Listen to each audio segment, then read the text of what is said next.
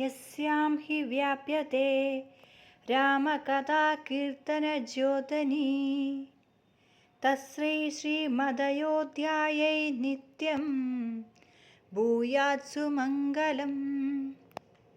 श्रीरामजन्मभूमिर्या महावैभवभूषिता तस्यै श्रीमदयोध्यायै नित्यं भूयात्सु मङ्गलम्।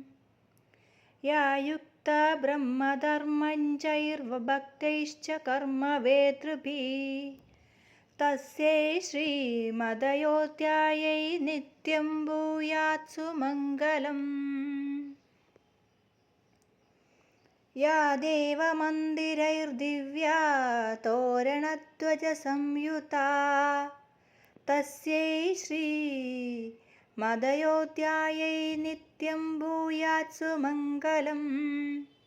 साधुभिर्दानिभिर्चर्या च देववृन्दैश्च सेविता तस्यै श्रीमदयोध्यायै नित्यं भूयात्सु मङ्गलम्।